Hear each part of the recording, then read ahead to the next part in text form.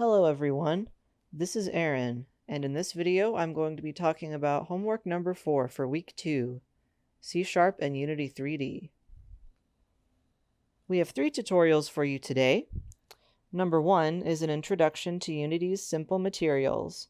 Finn is going to show you how to assign materials to game objects and change the way they look.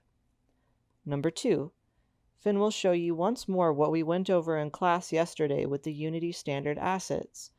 Finn is going to give you a quick reminder of how to find and import those, as well as playing around with using FPS and third-person character prefabs.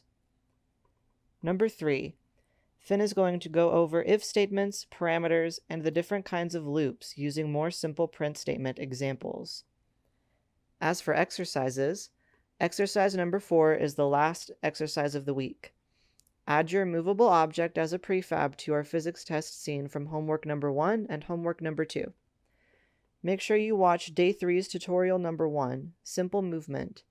As a challenge, add a UI to your scene and a score of any kind.